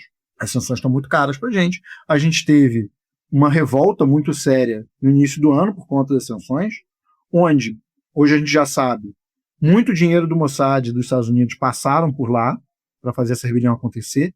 E o Irã reagiu com uma repressão brutal à própria população. Se eu não sei quem é espião, quem não é, eu mato todo mundo. Foi terrível. Morreram milhares de pessoas. Os Estados Unidos gostam de dizer 80 mil, 50 mil é mentira. Isso daria para ver via satélite no espaço, o número de pessoas mortas. Mas morreu gente pra caralho, foi um período brutal. Eles querem, eu não quero mais isso. Eu não quero mais meu comércio sendo afetado pelas sanções, eu não quero mais avião passando, e por aí vai. E para conseguir essas coisas, e o pedágio, que no final das contas é uma forma de ressarcir, mas se for 80 milhões por ano e não tiver como voltar, vai ser uma chantagem do Irã sobre as ditaduras do Golfo muito séria, e essa chantagem está existindo porque as ditaduras do Golfo atacaram o Irã. Tanto permitiram que bases americanas estivessem no seu território e atacassem o Irã dali, quanto, hoje a gente sabe, aproveitar o momento para fazer uns ataques de oportunidade contra o Irã, a Arábia Saudita e os Emirados Árabes Unidos atacaram o Irã, mandaram míssil contra a refinaria, os caralho. Tipo, vou aproveitar aqui, vou entrar na guerra também, destruir meu inimigo. Na prática, um pedágio desse seria o Irã virando dizendo, vocês me atacaram? Então tá bom, então eu tenho direito a pedágio sobre vocês, 1% do petróleo de vocês é meu. É dinheiro pra caralho. É dinheiro pra caralho. As pessoas fazem uma conta do tipo assim, o Irã pode se desenvolver. É mais do que a Coreia do Sul recebia no auge da Guerra Fria, para vocês terem uma ideia. A Coreia do Sul é um país que todo mundo fala antigo asiático, não sei o que, se desenvolveu porque os Estados Unidos dava caminhões e caminhões de dinheiro. Então é dinheiro para desenvolver qualquer país muito, muito. Um país com 90 milhões de habitantes, um país com alto grau de escolaridade, com mulheres na universidade, você tem que ter cota de homem na universidade. É um país que tende a se desenvolver quando chega muito dinheiro e acaba as sanções mundiais. Então esse é um perigo para Israel também. Mas por compensação você vai fazer o quê? Vai ficar sem o Estreito de Hormuz?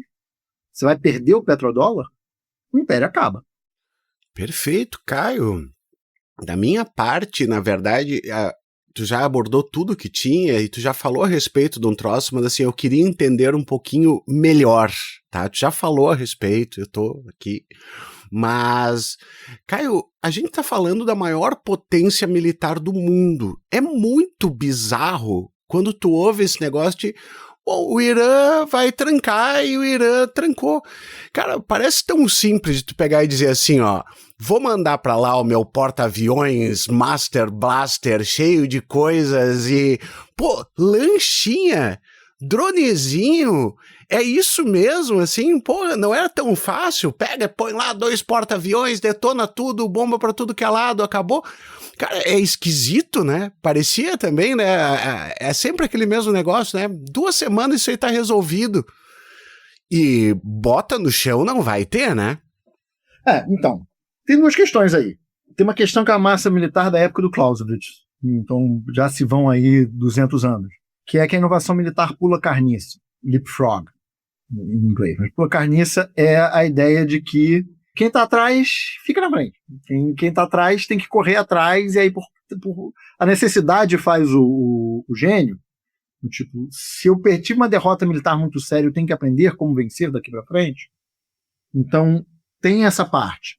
Isso não é ignorável, tá, gente? Isso explica diversos momentos militares. Assim. Se você for olhar as guerras entre França e Alemanha, por que por 300 anos uma venceu, o outro perdeu, uma venceu, o outro perdeu, uma venceu, o outro perdeu, uma venceu, o outro perdeu, ficaram trocando, uma hora a França invade a Alemanha, uma hora a Alemanha invade a França, uma hora a França invade a Alemanha. Foi só por conta disso. Eram países com mesma capacidade de potência, muitas coisas, só evolução técnica, teoria militar e por aí vai. Mas tem outro fator, e aí é um fator mais filosófico, apesar de terem exemplos filosóficos nisso aí, França e Alemanha também que eu falei, mais ideológico, que é a questão da eficiência do capitalismo. O objetivo da máquina de guerra americana não é vencer batalhas. Se perder uma batalha é até bom, porque aí tem que lutar a guerra de novo. Se você não consegue vencer do Iraque na década de 90 com Bush pai, você tem que lutar de novo nos anos 2000 com Bush filho. Então fica aquela história de o objetivo da indústria farmacêutica não é fazer a cura, que se fala muitas vezes até por gente anti-vax, mas não deixa de ser verdade. A indústria farmacêutica investe pouco em vacina, porque vacina resolve a doença. A única doença extirpada do léxico de doenças humanas foi uma que todo mundo vacinou, acabou, variou. Então você não vencer a guerra é importante. Se vencer a guerra, se o vigia do galinheiro mata a raposa, ele é demitido, né? A raposa para de ser um problema, o dono do galinheiro vira e diz, vou contratar você pra quê? Não tem mais raposa. A raposa não come mais aqui no galinheiro. Então. E aí, não é só essa questão de vencer no objetivo. O objetivo é vender caro. Então a arma tem que ser tecnológica, a arma tem que ser eficaz para não sei o quê, a arma tem que estapear suas bolas, a arma tem que ilustrar o seu sapato. O objetivo de um país sancionado, que a única coisa que tem é petróleo, é se defender. E petróleo, gente, vale lembrar, petróleo é a matéria-prima de tudo quanto é tipo de explosivo. Você olha um míssil iraniano, ele é aço que eles produzem e petróleo, de diversas formas diferentes de petróleo. Eles têm algumas dificuldades técnicas, por isso importam algumas coisas. E aí você tem um exemplo emblemático do drone Shahed, que não é um drone pipa, como eu falei, ele é um outro tipo de drone, mas ele custa menos de $7.000 para se fazer. Ele voa e acerta o lugar onde você quer que ele acerte. Ele é uma cooperação Rússia, Coreia do Norte, Irã.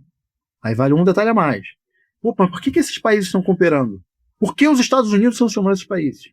Esses países não eram aliados. Esses países se tornaram aliados pela sanção americana. O Irã não tem nada a ver com a Coreia do Norte. A única coisa que tem a ver é os dois foram sancionados. Os dois entraram no eixo do mal do Bush, tiveram que cooperar. E aí você tem esse Shahed, que é um drone muito barato, e aí os Estados Unidos tentou fazer a gente tem acesso à fórmula, a gente vai fazer um igual. E foi fazer o Lucas, que era para ser, o L do Lucas aí é low cost, baixo custo. E passou a custar $25.000. Por quê? Porque você tem uma ineficiência do capital necessária. Isso não é feito para fazer sentido, isso não é feito para defender. A indústria de defesa não é feita para defender nada, é feito para dar lucro. Então você perde. Na hora que vem essas guerras, você perde. Guerra é logística, guerra é sagacidade, mas também guerra é sobrevivência. Quem precisa sobreviver corre atrás mais do que está querendo lucrar, né? E foi esse o impacto, no final das contas. Gabriel Divan. Bom, entre outras coisas, né, sendo essa uma guerra que dura mais que 60 dias, a gente tem legislação estadunidense dizendo que o Congresso deveria ter algum tipo de ingerência no que diz para com os poderes presidenciais. Nessa semana que passou foi votado de novo, votado pela 7ª vez, né? A mesma questão. E a novidade é o seguinte, meus amigos. Deu 50-49, sendo que os votos que seriam de democratas e ou pessoas que estão a favor da restrição aos poderes de Trump, precisa contar com alguns senadores republicanos, que foi o que aconteceu, mas também teve democrata votando a favor da manutenção dessa onipotência trumpista, e como é o caso do qualquer coisa, Fetterman, né, da Pensilvânia, que basicamente já foi uma espécie de esperança no sentido de, olha, ele fala grosso com os caras, ele é popular, ele é isso, ele é aquilo. E o cara anda tomando há alguns anos, né, alguns caminhos esquisitos, né, naquilo que fala, propõe e naquilo que vota. Enfim, mais uma vez nós temos aí uma rejeição no que diz para controlar os poderes de Trump, que vai, por enquanto, mandando e desmandando no que diz respeito a isso. E, como dizem no Rio de Janeiro, de Caio Mendra, né? O Congresso, o Senado, muita gente lá dos altos escalões parlamentares ficou de xereca. O que vocês têm a me dizer sobre isso e principalmente, né, no que diz respeito à popularidade interna dessa guerra, que entre o público eleitor não é exatamente lá uma Brastemp? Então, gente, o que a gente está vendo nos Estados Unidos, esse caso de John Fetterman é bem significativo. Ele foi eleito com uma boa popularidade, uma vitória boa, e foi o político que mais perdeu popularidade na história dos Estados Unidos. Hoje em dia ele é muito impopular, perdeu mais de 80 pontos, uma coisa completamente insana.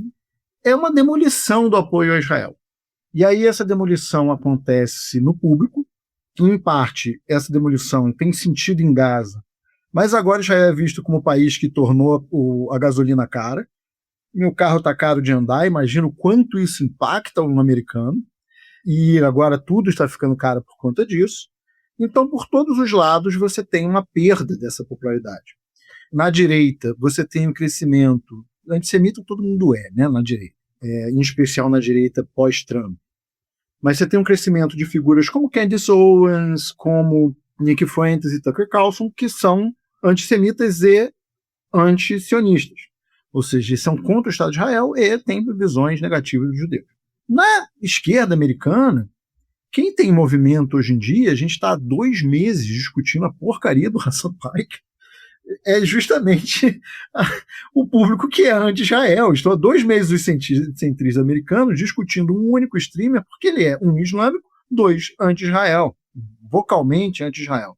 E quem tem tido vitórias eleitorais acachapantes, porque o Trump é muito impopular, mas os democratas são vistos como pessoas que não conseguem lutar de fato contra o Trump. Um exemplo é a guerra do Irã, porque o centro do Partido Democrata, os governantes do Partido Democrata, a diretoria, a direção, como a gente costuma chamar por aqui, é a favor dessa guerra, é a favor do Estado de Israel e por aí vai. Então, você tem um descolamento entre base e política representativos. Isso se resolve numa eleição só se você acredita muito em eleição.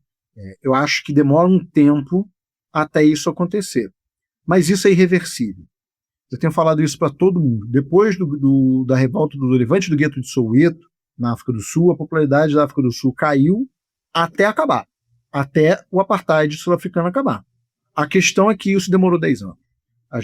Se a gente for fazer a comparação com o 7 de outubro, a gente ainda precisa aí de 7 anos para o mesmo prazo acontecer.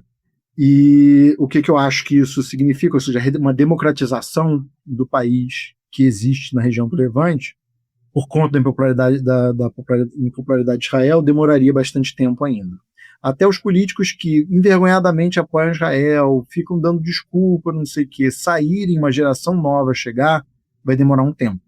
Essa guerra acelerou, em especial porque mexeu no bolso, então todos os incumbentes estão mal vistos, todo mundo que está tentando se reeleger vai demorar, mas até chegar, gerar massa crítica, gerar novos quadros, esses quadros se consolidarem, montarem políticas, essas organizações que a gente vê como as Vozes Judias pela Libertação da Palestina, ou pela Paz, que é um dos maiores grupos que tem lá pregando o fim do genocídio em Gaza, se tornarem hegemonia demora um pouquinho. A democracia, as repúblicas, elas são um pouco inertes, elas demoram a responder aos anseios populares. Muito bem, Caio Almendra. Agora sim, Gabriel Divan, acho que podemos ir para as nossas dicas culturais, porque foi uma aula. Não, agora, né, o pessoal que queria tentar dar um reset para acompanhar os próximos momentos aí, né, já está com tudo em cima, já está com o seu manual de instruções. A gente sempre lembra que o Vira Casacas não faz hard news, né, então é muito complicado a gente falar de um conflito como esse, sabendo que, eventualmente, de um dia para o outro pode acontecer alguma coisa, pode vir mais alguma rodada bombástica de negociações, pode vir mais uma escalada, enfim. Mas prestamos nosso serviço aí, né? O Dr. Caio nos deixou, né, com bastante pulgas atrás da orelha em relação a muitas coisas, esclareceu tantas outras. A gente fica aqui analisando esse conflito, né, de uma maneira atenta, porque eu tenho a desconfiança de que isso vai acontecer de novo aqui no Vira Casacas, né? Nós vamos voltar a falar dessa coisa toda aí. Enfim, bom, o Caio fica um pouco mais aqui com a gente, porque, afinal de contas, a gente vai falar das nossas dicas culturais agora, então o programa em seu conteúdo acaba, mas o Vira Casacas ainda não, justamente pelo fato de que as dicas culturais podem ter relação direta com o que está sendo debatido no programa, ou não, pode não ter absolutamente nada a ver, aliás, porque é o momento que a gente indica coisas aí para que você preencha o tempo da semana que você não está escutando Vira Casacas, né? Então, vamos lá. Felipe Abal, que dicas nós temos aqui para este momento? Gabriel, eu comecei a assistir uma série que ainda está em andamento, né? Você e a Dani são os maiores fãs de terror do sul do Brasil. E eu comecei a assistir O Segredo de Widow's Bay, que é um seriado que é da Apple, mas você encontra em outros lugares também, né? Ele é meio comédia, meio terror, né? Basicamente trata de uma ilhota, uma cidade que é numa ilha e que tem vários mistérios acontecendo lá, né? Tem muito conto de marinheiro a respeito de seres sobrenaturais e de coisas desgraçadas que acontecem na ilha e tal. E daí tem esse ambiente ao mesmo tempo que tem muito, então, alívio cômico, assim, nela. Uma série muito gostosinha pra final de dia, tá? Não espere nada muito sério, mas ela é muito bem feita, bem atuada, divertida. Então, eu recomendo O Segredo de Widow's Bay. Você encontra em vários lugares. Tá em andamento ainda, acho que agora tem 4 episódios só até agora, então dá pra acompanhar o desenrolar dela. Olha aí, cara, interessante, bom saber. Bom saber que tem mais essa opção aí, né? Volta e meia eu gosto de umas coisas parecidas com as que a Dani gosta também, né? Então, se o selo de aprovação do casal foi dado, aí daqui a pouco eu vou dar uma conferida nessa série. Bueno, eu vou lá agora e eu vou dizer que eu tenho 2 dicas aqui. Uma delas é um livro e outra delas é um disco. O livro é um livro que eu li faz um tempinho atrás, né? Li mês passado. Ele vai rapidinho, ele é curtinho também, ele tem aquela disposição de capítulos que o cara pensa assim, vou ler só mais um e consegue, né? Não é aquele negócio interminável, ou seja, é um convite para o cara dizer que vai ler só mais um e acaba lendo mais 3. É uma sacada muito boa. Eu estou falando do livro Ela Se Chama Rodolfo, de Júlia Dantas. Cara, que livro bom, velho. Que coisa assim agradável de ler, um negócio que ele, de certa maneira, ele parece despretensioso em algum tipo de análise, mas ele vai te dando algumas camadas e algumas coisas, e ele vai beirar algum surrealismo em algum momento, depois, né, eu não vou dizer o que acontece, né, mas enfim, Ela Se Chama Rodolfo, é sobretudo um livro para quem, eu diria assim, não sei se é para quem ama Porto Alegre, até porque a relação, né, do personagem com a cidade é meio errática, mas é um livro que de fato te apresenta uma outra Porto Alegre e ele trabalha com a ideia de que alguém precisa ficar andando muito pela cidade porque tem uma missão meio desagradável no início e depois se torna meio tragicômica. A pessoa tem que devolver uma tartaruga para alguém que possa cuidar, dado o fato de que ela está num apartamento que foi alugado e a pessoa, a princípio, não quer ficar com a tartaruga. E aí, né, com esse pano de fundo, a gente vai conhecer mais sobre um personagem principal, um protagonista que teve uma desilusão amorosa e não tem muito era nem beira na vida e tá apostando todas as fichas numa coisa que parece meio nebulosa, parece que a gente sabe desde o início que não vai dar muito certo, e ele vai conhecendo uma miríade de pessoas muito maluca também, vai acontecendo uma série de situações meio engraçadas, né, que dizem respeito ao cotidiano dele, ao trabalho, e tudo isso vai sendo permeado pela questão de que, obviamente, isso eu não preciso nem fingir que não acontece, né? Obviamente, quanto mais demora para devolver a tartaruga, mais ela começa a fazer parte da vida do cara, a partir da ideia de que, pelas tantas, ele começa a amar a tartaruga. Mas, enfim, ela se chama Rodolfo, então é uma obra bem, bem bacana de se ler, bem rapidinho de se ler, e ela vai te dando um conteúdo bem interessante, né? No começo eu disse, olha, vamos encarar, vamos ver, né, tudo mais. Cara, se tornou uma das leituras bem legais aí que eu fiz esse ano e eu recomendo bastante, então. Ela se chama Rodolfo, Júlia Dantas, editora DBA, beleza? Vamos de disco, então, porque há algum tempo atrás, Felipe Abal fez com que eu visse um filme sobre uma banda que eu não conhecia e eu simplesmente me apaixonei, porque é impossível não. Eu estou falando do Kneecap, né? A banda de rap gaélico, irlandesa, né? E, cara, eu já tinha gostado muito e claro, quem vê o filme fica pensando, será que aquilo é verdade? Os caras estão falando sério? Existe isso aqui mesmo? Existe. E é tão cara de pau o filme que a gente recomenda de novo, inclusive, que os próprios membros da banda, eles interpretam a si mesmos contando a sua biografia de uma maneira totalmente canalha, né? E é bem legal. O Fine Art, que é o disco anterior deles, de 2024, eu já tinha achado muito legal mesmo, e agora eles vieram com o Finian, né? Lançado faz o quê? Um mês, coisa parecida. Cara, é uma coisa que emociona, porque eu não sei vocês, eu tô achando o rap estrangeiro muito chato. O rap tá aquela coisa, um é nazista, o outro faz um show que sai de dentro de uma nave espacial, não sei o quê. Tá rolando uma coisa assim que tá me desagradando, assim, é muita pompa, muita loucura. E o Finian, principalmente, ele mostra um Kneecap que, pra quem é fã de Beast Boys, né, eu acho que tem uma relação aí, porque aparece simplesmente 3 caras brancos, né, xingando tudo e todos, comprando todas as brigas possíveis, inclusive eles são entre as bandas internacionais que mais bota a cara pra falar dessa questão da Palestina, né, embora a luta deles seja mais relacionada à bronca contra a Inglaterra e à independência da Irlanda do Norte, eles botam muito a cara e eles enfrentam uma série de problemas com as posições políticas dele, sobre as questões relativas ao uso de drogas. Cara, o Finian é um disco divertidíssimo, é um disco dançante em várias de suas faixas, eu não paro de ouvir, é muito legal mesmo, eu recomendo que vocês escutem, porque os caras são firmeza. Kneecap é demais. Vejam o filme, puta merda, né, cara? Depois ouçam tudo deles. Caio Almendra. Eu tenho uma dica cultural que é quase um jabá, mas é da concorrência gringa. Se chama Superstructure Podcast. Um podcast da Superestrutura. Eu participei do QAnon, né, do QAA, um tempo atrás, uns 4 episódios e tal. E agora eu vou escrever uns 3, 4 episódios para esse podcast novo. Esses 3 estão garantidos, um 4º vai vir, talvez até fique permanente.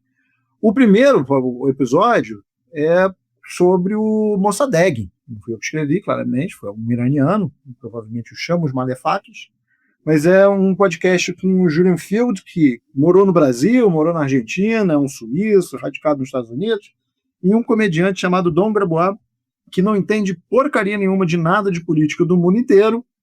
Então é um esquerdista marxista falando de revoluções, casos históricos. O podcast é sobre luta e propaganda e repressão. Então é basicamente essa estrutura. Alguém conta a história com calma e o comediante faz piada em cima. O primeiro episódio é sobre o Mossadegh, então é sobre o Irã. Eu tenho um episódio aí que vou fazer sobre o Honduras Gate, em breve vai sair rápido. E depois eu vou falar um pouco sobre o estranho supremacismo branco brasileiro, porque não sei se o nosso público sabe, mas o Brasil teve o segundo partido negro da América Latina. Perdeu apenas para Cuba. Só que era um partido fascista. era a Frente Nacional, a Frente Negra Brasileira, era um partido aliado ao Partido Integralista Brasileiro. E aí eu vou contar um pouquinho essa história. E ao português, então eles gostavam do rolão preto. É isso que tu... Mas é muito interessante, porque apesar disso, né, e era uma tentativa de mexer, em suma, uma rebelião negra extremamente legítima no Brasil, um país extremamente racista, ainda mais no início do século passado, de pastoreá-los para a defesa do fascismo. E muitas pessoas que saíram de lá, como Abdias Nascimento, ou como o próprio João Cândido, que fez parte da Frente Negra Brasileira, acabaram se tornando relevantes militantes de esquerda e antirracistas durante a experiência democrática brasileira. Muitos, inclusive, até entraram na luta armada, mas é uma história que é interessante de ser contada. Vai sair daqui provavelmente mês que vem. Um sobre Honduras Gate, provavelmente daqui a 10 dias, uma coisa assim. E tá muito legal o podcast, eu gosto muito do Júnior, o resultado fica muito bom, ele montou uma equipe sensacional. O Chamos Malafakis, que fez esse episódio sobre Mossadegh, é um cara muito inteligente, recomendo muito o Substack dele.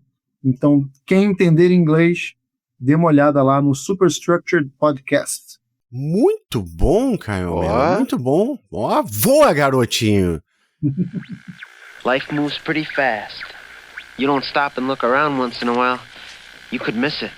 Gabriel Divan, vamos lá então para os nossos vivas, para os nossos salves. Opa, vamos lá, vamos mandar uns vivas aí, porque a gente distribui carinho, a gente retribui muita coisa aqui. Eu queria começar, Felipe. Vai lá. Eu queria mandar não exatamente um salve, mas eu queria mandar aí, né, um abraço para bastante gente aí, dada uma notícia triste que aconteceu na outra semana, né, o falecimento da Paula Costa, que, trabalhava com a gente aí lado a lado, fazendo divulgação de informação, fazendo ativismo, por que não dizer, né? Lidando com uma série de questões, combatendo a desinformação internética, atuava bastante no camarote, né? O antigo camarote da CPI, que depois virou camarote da República, pintava lá no podcast do Farofeiros, também fazia trabalhos com a galera do Meteoro, conhecia uma pancada de gente aí, eu trocava várias ideias com a Paola ali no que diz respeito a coisas que iam de política até a atuação sofrível do Grêmio esse ano, né? E a gente fica muito chateado, muito triste, né? Junto com todo mundo que trabalhava, que era muito amigo, que gostava muito dela, e uma notícia assim sempre pega a gente de surpresa, né?